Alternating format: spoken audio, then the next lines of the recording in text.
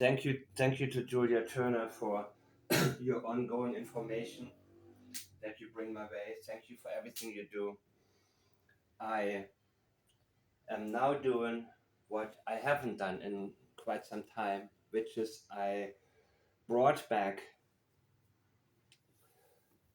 a statement I had previously transcribed and replaced simply because this one is worth revisiting. And I think that this particular statement holds the key, which may not be immediately visible, but the more I look at it, the more I see. And it's not the only one, but it is one that it's the gift that keeps on giving. It's something that doesn't end. And it doesn't end because Daniel, as everybody else, actually has a desire, or let's say a subconscious or unconscious need to express oneself. We want to speak about what we have experienced, and there are certain statements that just keep coming back.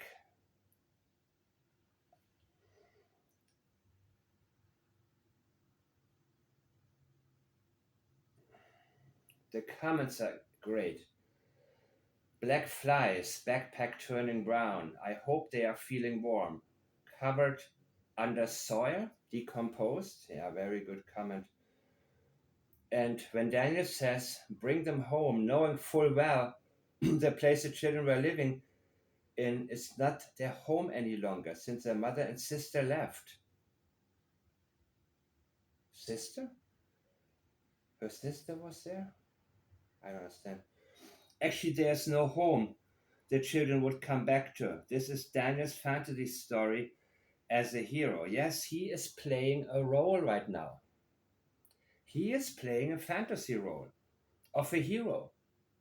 He wants to be seen as that. Not that I think he has some kind of hero complex, but I think that's the only way he can imagine himself getting out of this, by portraying the exact opposite of what he actually is in the story, people. And another one I have to revisit that just hit me, by the way.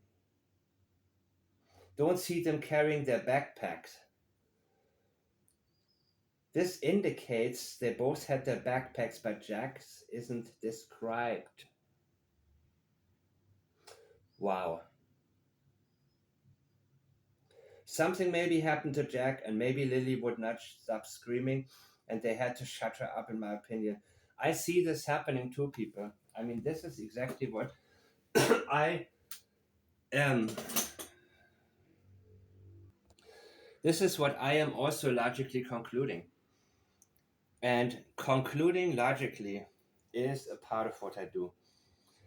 And I look for anything that makes sense. So I am not a machine going by the rules of statement analysis and shutting off my mind. And that's what some people actually do. Because, and they will tell, but in every single job and everything, you have people who don't necessarily understand what they're doing, but they are all about the rules. Feeling warm to the touch rather than feeling cold to the touch. Yes, absolutely. There is so much here that indicates death. But I have to also tell you that while I think something did happen to Daniel, to Jack, I'm not exactly sure about her.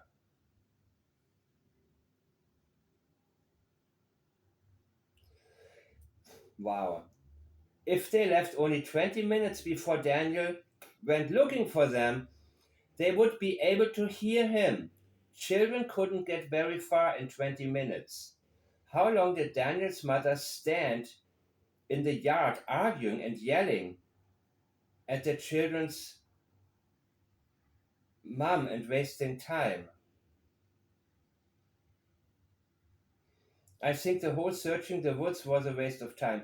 I don't see it either, people. I don't understand it, but from what I from some of the comments I've been seeing, in Canada, I guess there are some serious legal restrictions in terms of what you can say about people or what you can say about a case. So many of you have wondered why, where are the neighbors, where are the people, where's more? We want to hear more. So yeah, I think these people are, I cannot say the word intimidated, they're just legally, their hands are bowed. I mean, I don't know what to think about these types of laws because I like to, I mean, to me, it's like, yeah, this is not aligning with what I'm doing, right? But it does make sense to me because the silence is just, I mean, it's this silence is just screaming. It's blowing my mind away, people.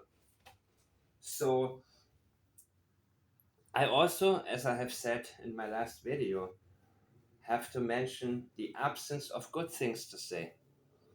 It's one thing to have the law require you, or the law limit what you can say that is negative. It's important to understand that there are many good things that many people could say, and they're not saying them. So now I am really going into this one. And yes, I'm taking my time. I don't care if I have some downtime right now, here and there. And I will get to everything. I have a lot of statements on my plate. A lot, a lot, a lot. So this one, for example, that I just put up again and transcribed again, that would take a team of analysts 7 to 8 hours to analyze properly. And after that, maybe we call it a night. And the next day, with a clear mind, get back to it for 2 or 3 hours. So you can imagine, it's more popular, of course, on YouTube to jump from case to case. I don't think on my channel, actually, because it seems that to me that you guys are actually more interested in me getting deeper into this as well as Sebastian Rogers. And I like that, actually. And I'm not, I can't jump around. Oftentimes I do get suggestions. And I am not, no, I can't just go to something when I only scratch the surface here. But that's what you mostly see on YouTube. You see people scratching the surface, meaning you have people who know a little bit more than their average viewer and share just enough to make people feel like they have gained some serious knowledge. And when I'm looking at my comment section is better than most YouTube videos that are out there, 99%. Simply because I think I have shared a lot with you already in the last few months. And this is the prelude to my online classes and my upcoming members only section.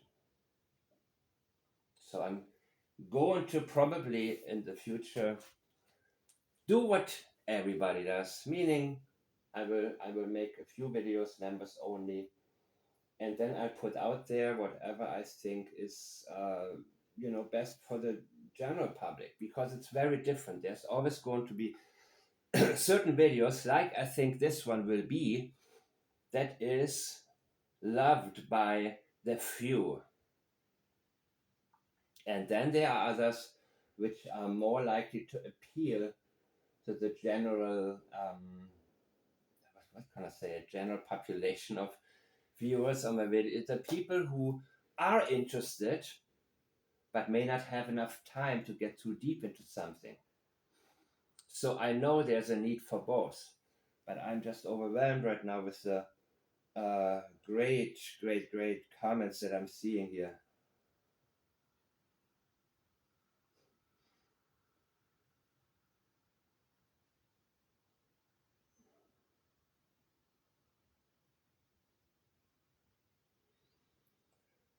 I love how real you are and how honest. Wow, thank you. Yes, some people read all the comments and it drives me. I feel your pain and yeah, you know what? For me, it's kind of like I need to be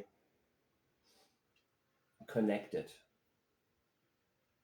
and I can't have people talk at me, and I don't talk at people either. So what I usually do is, of course, connect with certain people, and then turn on the camera and go for it. And yes, I don't care if my audio sometimes isn't that good because my priority is actually the content of the videos. That's my only priority. If for some reason something isn't perfect with my videos, please, by all means, please. There are too many channels where you learn absolutely nothing. The only thing that happens is that you get wrong guesses, as I have pointed out in my last video, but they look beautifully produced and the sound is excellent. So people get what they demand. And it's always going to be like that. So yes, I'm using this opportunity to state how I feel about many other things. And I'm going to keep on doing that. So I'm not prepared at all for this video. I'm actually, on the one hand, not prepared at all. On the other hand, I'm overly prepared because it's been a couple of days since I made a video. And I've been reading a lot about the case. And the one thing that I can tell all of you is that I am now happy with the fact that I actually did it. I transcribed it again. This is, I think, exactly what happened to Jack and Lily. I think Lily came into the room multiple times. There is a reason that she came so many times. Multiple times, not once or twice. Many times. Is that something she would normally do? Does she normally walk in there? Or was there a reason? I think there was a very specific reason.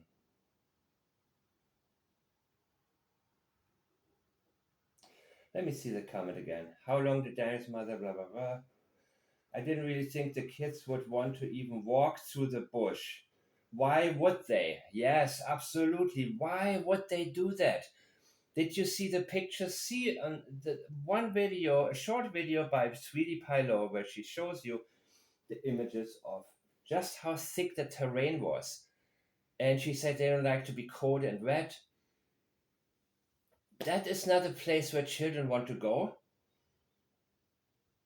Branches, bugs, ticks, what is this? Pickus logs on the ground, wild animals.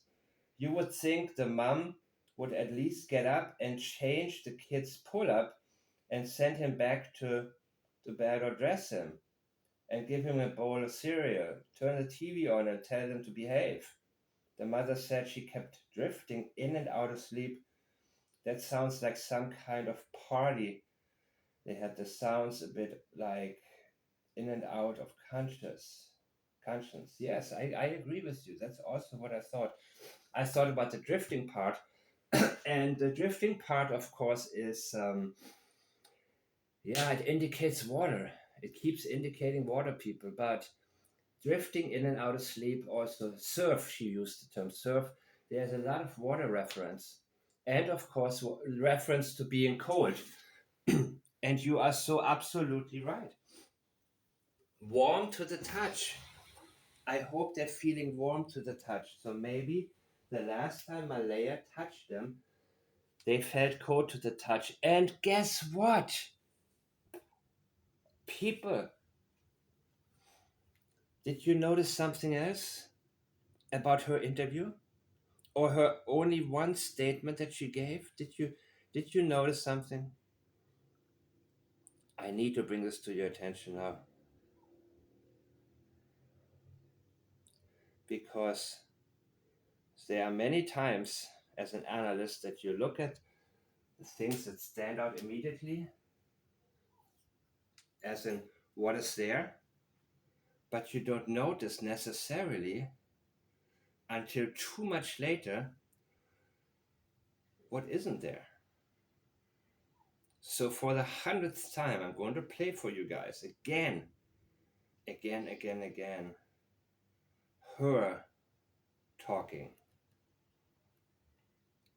I'm just staying as hopeful as possible. I want them home. I want to hold them. And I want them home. What happened was we woke up, I heard them playing in the next... Count how many times she mentions their name. I want them home. I want to hold them. I want to hold them. I want them home.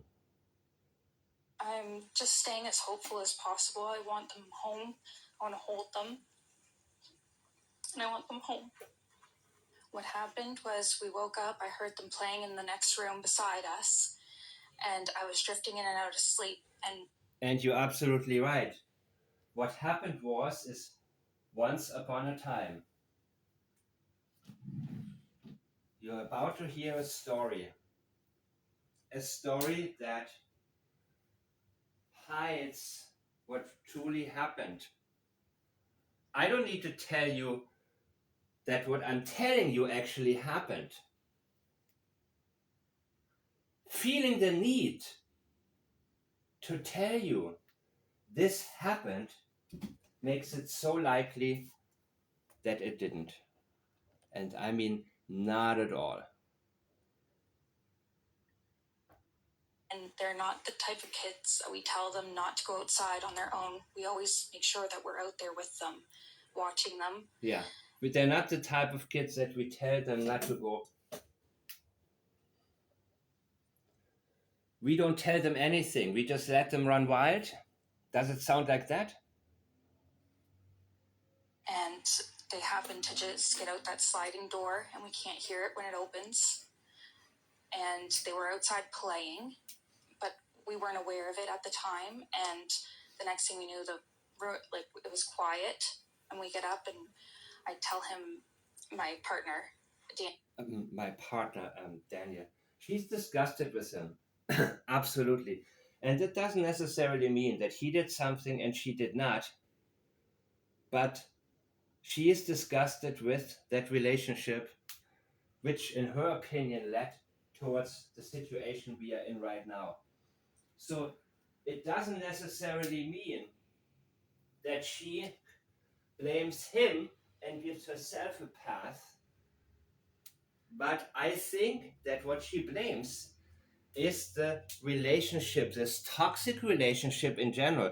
And I don't think Daniel was abusive necessarily. He doesn't strike me like that, but he was abusive. He was abusive in terms of forcing his lifestyle on her children. And they may have been really bad for one another, bringing out the worst in both of them. And I don't care how many times you think it's only the filter. No, you look at both of their faces and compare to 2 or 3 years ago, and it's a huge difference. A lot took place, people. A lot took place that wore them the hell down. And the end result is whatever I think happened to Jack. Daniel, I tell him, do you hear the kids? And he says, no. Again, that's the script. we're looking outside. Not I ask him, do you hear the kids? I tell him, because they came up with a script together. Everything they say is matching. And by the way, if you are in bed with your husband or wife, and I say husband first because the vast majority of the people watching my YouTube videos is female. So I'm I'm injecting this because an analyst would be able. This is actually becoming a real problem in my everyday life, where I analyze myself constantly, and it's not something I do actively, willingly, and deliberately, but it's just something that immediately pops in. Because an analyst would be able to say, hey, wait a minute, why would he say husband first? Does he want a husband? Or some crap like that, right? And I'm thinking about how I would analyze certain things. And guess what? That's why I just added unnecessary information. And I don't know, I'm not homophobic or anything. I'm just like, I'm just realizing how much what we say actually means.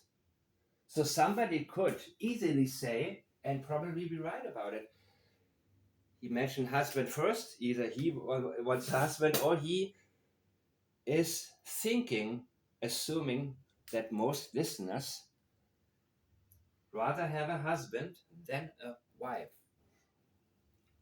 If you are in bed with your partner, whatever the marital status may or may not be, and you hear the children, do you both get up or does one of you get up?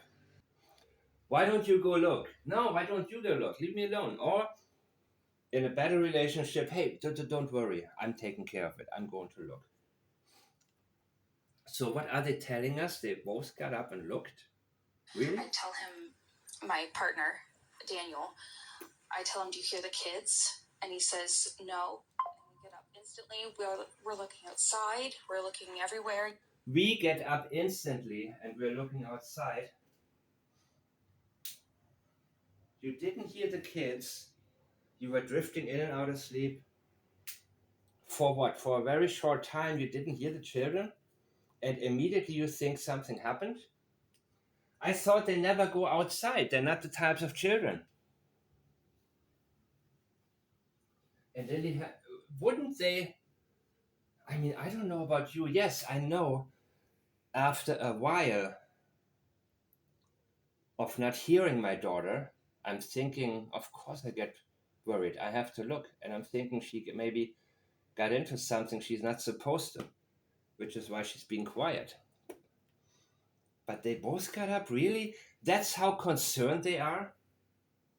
That's the types of amazing parents they are, that they are unable, no. Once upon a time, that's exactly what it is. They're yelling for them, and I instantly just call 911. I just had the instinct I needed to call. They're both really go-lucky children. They're so sweet. They talk to anyone. The instinct. Does it require an instinct to call 911 after you've been searching and your kids are not anywhere on your property or anywhere close by? Does it really require this is the story, people. This is such a story. Because this is not something that needs to be labeled an instinct at all. This is not even worth labeling common sense, because it is so much common sense. It really, seriously, instinctively. Wow. They'll talk your ear off. Yep. They will speak to anyone in a store. Anyone. Everyone. Anyone. They're just extremely sweet kids. Has she mentioned any of their names yet? Has she mentioned Jack? Has she mentioned Lily? I appreciate the huge search effort going on right now, but we've been pushing for an Amber Alert, Why? which hasn't been issued. Not just that they could possibly be abducted, which it is a possibility that they could have been, but just an alert to let everyone know that they are missing.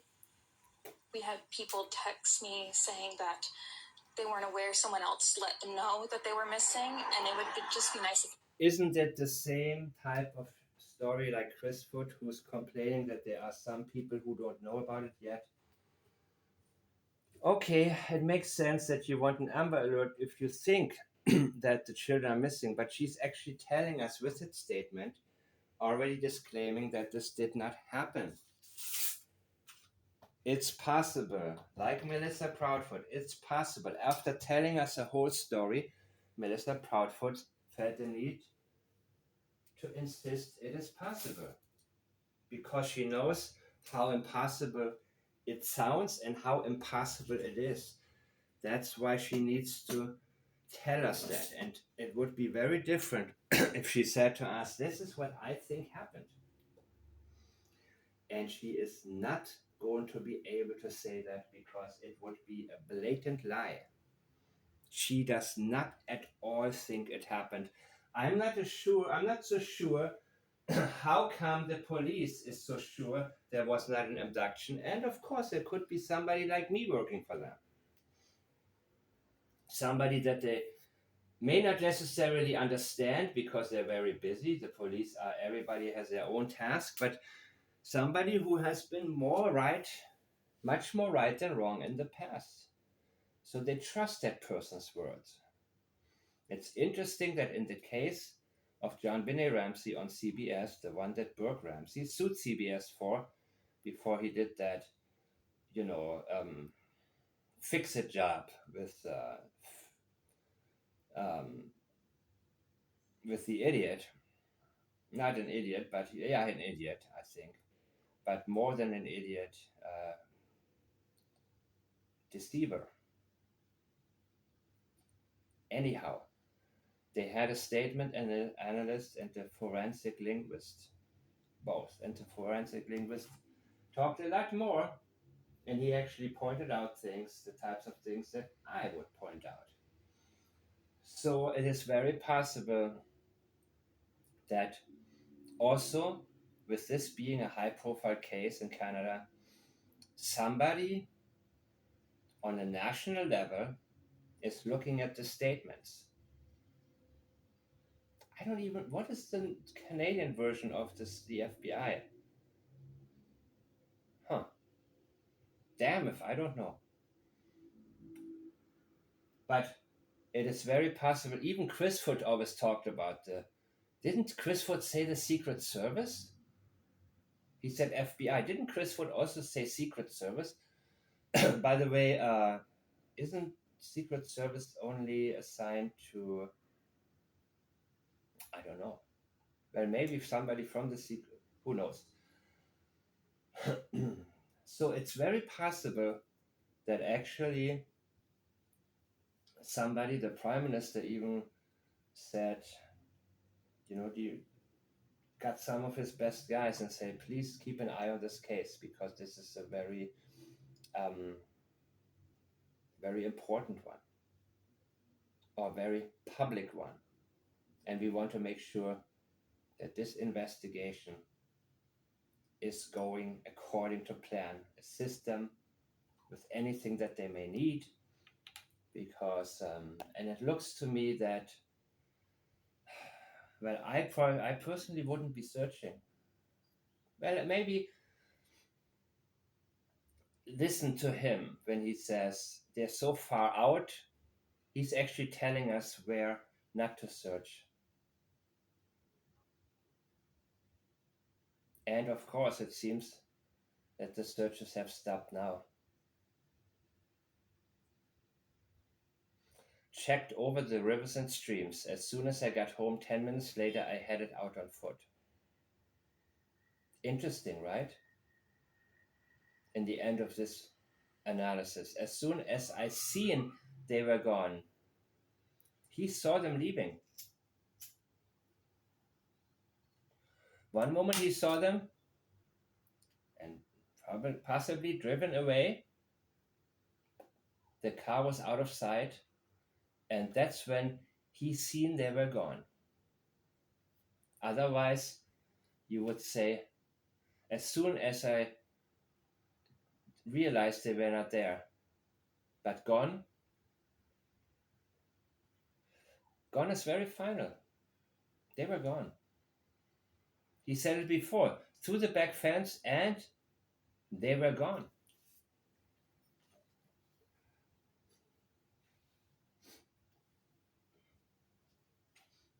Ah. Where are the kids? Gone. Not what are you thinking? Where could they be?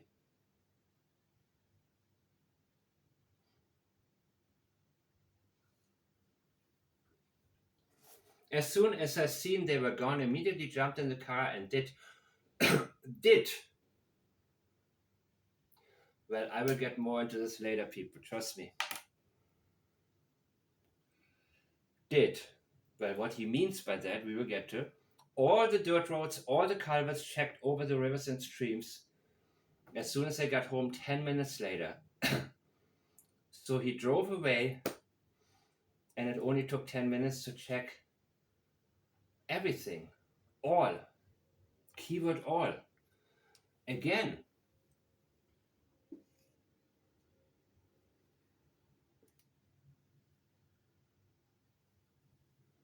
Very final. What's there left to do? I don't know. I checked everything. Don't worry about it.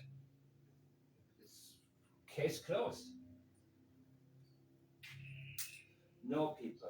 You would think about any place that you haven't searched. But let's go back to Malehya here.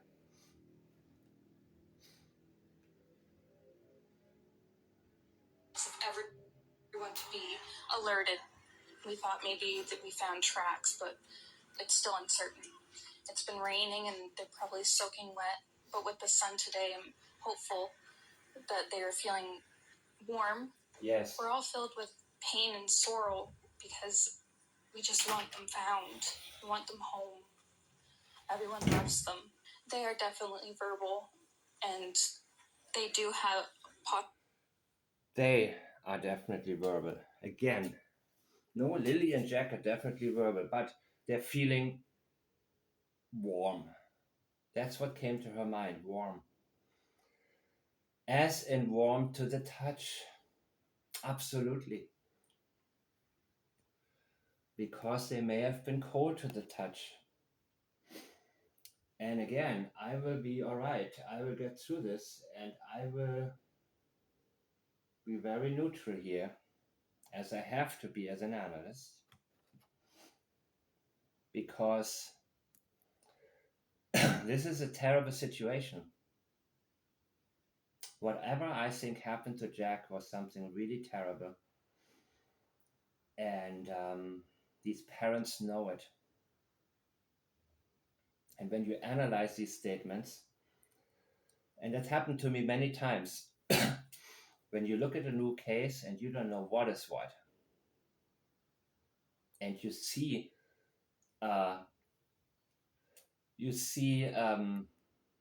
somebody making a statement, it can make, when you see people,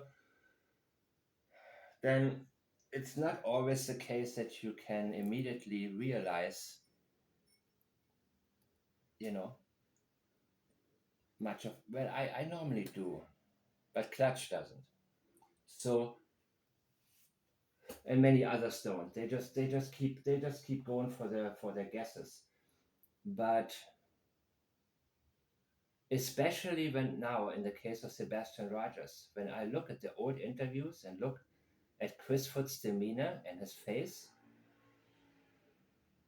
the times that he looks at Katie, the times he doesn't, knowing what I know now, it perfectly aligns. And having analyzed what I have analyzed 2 videos ago, looking at them now when they speak, Daniel is putting up a big show. And she does not want to be there. She does not want to talk. Because, in my opinion, she already knows there's nothing. There's nothing.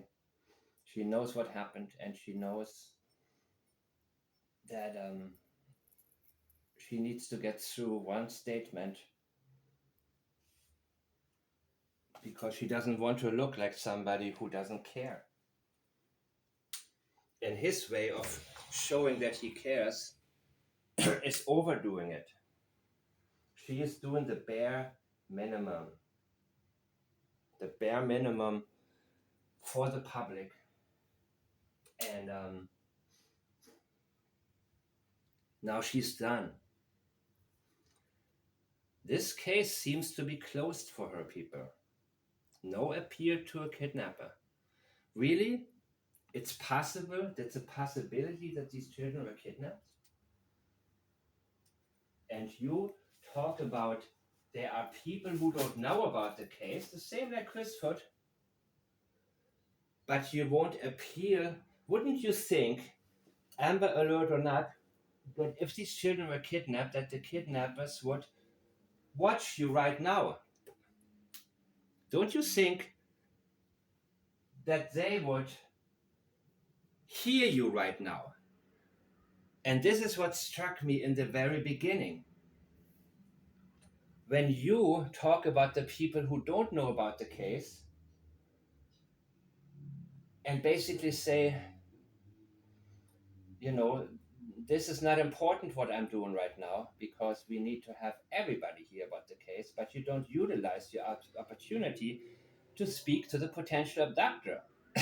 You're telling me there was no abduction because that abductor would watch you.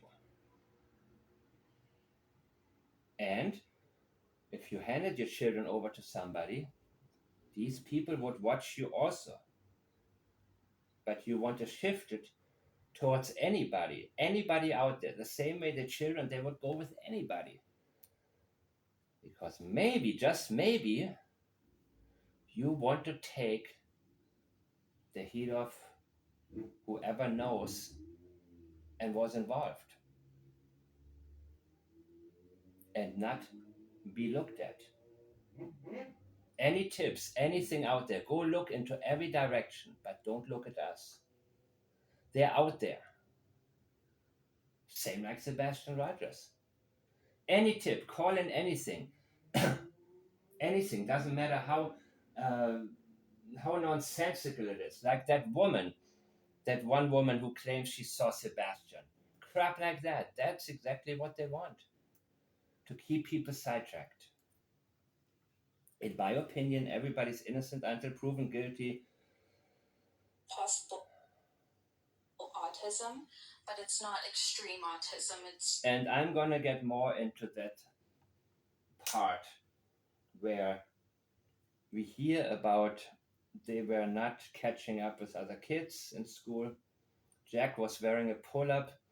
The pull-up keeps getting introduced again and again. He doesn't keep a pull-up on very long. Now, what does it mean, very long? I think that not only did they not even try to potty train this boy, but he probably wound up taking his own pull-ups off when he, when he soiled it, because nobody would do it for him for a very long time. And I think that was also something that Daniel absolutely hated. And I can see him as somebody who would stress over things like that.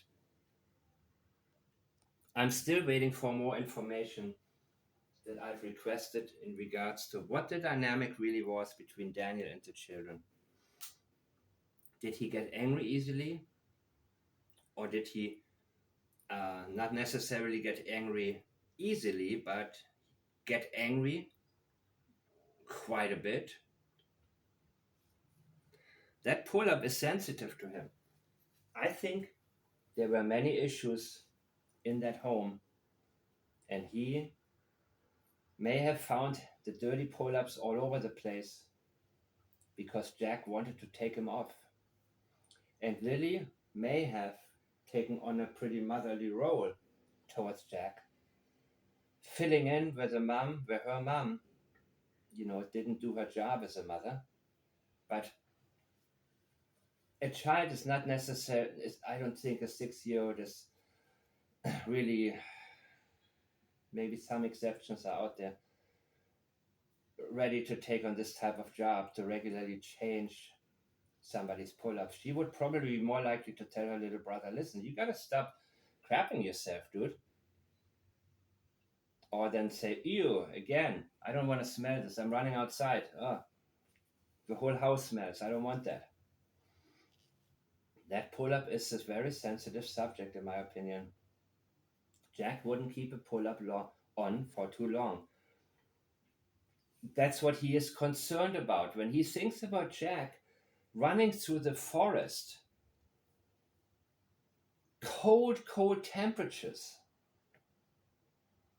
No, they wouldn't have survived. If it was raining and then close to freezing temperatures, and I'm assuming because didn't the police say it's still not freezing? That would indicate it's pretty close. No, these kids talking about wet and cold. They wouldn't have survived. But he is worried about the pull-up. Daniel Martell, with everything that he could say about the situation, what comes to his mind is that boy probably soiled himself and just took the damn pull-up off and threw it somewhere. That's what comes to his mind. Because that's how he sees Jack, I think. He then refers to him as Jackie. And what bothers me about that is that he didn't do so in the beginning. If from the very moment, from the very first interview, and by the way, yes, he mentioned their names. He definitely did. He also, of course, isn't emotionally close as a mother would be. So there is a very different dynamic. It's easier for him, even if he known something bad happened to them, that he could or could not be, that he could be responsible for, at least partially or indirectly. It would be easier for him to still mention their names. But the problem is, he referred to him as Jack. And only later did Jack become Jackie. So if from the very beginning, consistently, he would have called him Jackie, that would be a whole different story. Then you would think, yep, that's how he related to this kid. That was Jackie, the cute little boy that he loves and who, may get on his nerves here and there, but is so loved and adored that, it doesn't matter in the grand scheme of things. But he feels the need to later on change Jack to Jackie because of what he wants to express. And when you express something that wasn't so, it is to cover something up. And again, the dynamics are of interest to me, of great interest, people. Let's get through this. Just, they have issues with school, and they don't catch up with the other kids. They have issues in school because the other kids probably have at least a little bit of help at home with their schoolwork, and they probably have some quiet time, at least where mom says, okay, have a seat, now figure this out. But I think they were completely left to themselves in his dirty pull-up just running around, just completely neglected, chaos in the house. I just want to remain hopeful. But there's always, in a mother's mind, you're always thinking the worst. Remain hopeful. Remain. Very held back, very passive. Extremely passive. There is no sense of urgency here, people. And unlike K-Foot, she is not necessarily trying too hard to portray somebody in distress. She does, but not overly like Katie Proudfoot does. I also don't think she's a sociopath. And it's not that easy for her to come up with fabrications. She and Daniel, in my opinion, came up with their own story, and they're both sticking to it. And they're sticking to it so well. There isn't one version from her angle and one from his angle. Too much matches. And it's not expected because of the hormonal reaction a mother would have when her children are missing.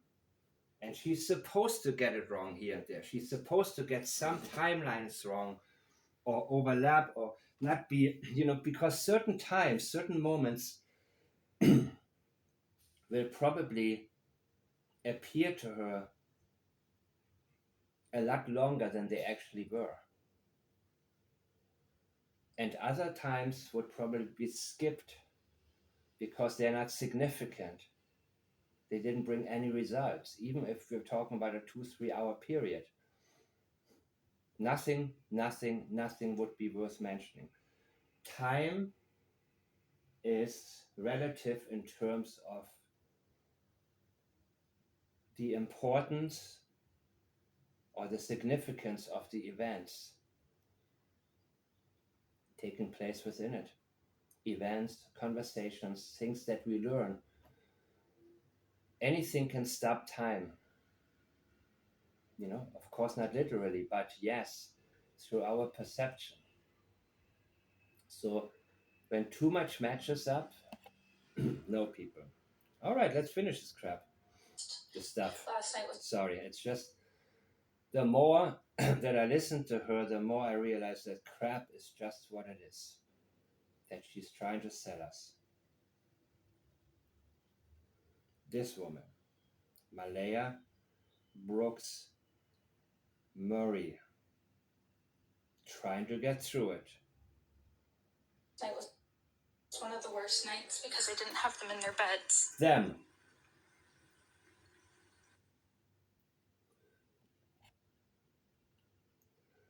She did not mention Jack or Lily's name even once. Not once, people.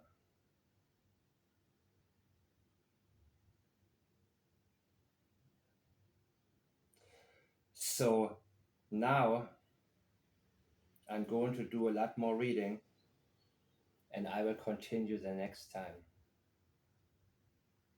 And if you haven't done so already, the one video of mine to watch is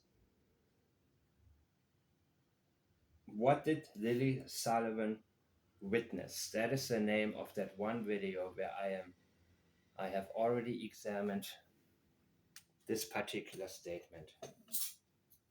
And as soon as I get to it, I will not only examine this further, but also get into the statements that you sent me, Julia, as well as more of your comments, which are getting better and better. I'm Mike the Man, and I see you next time.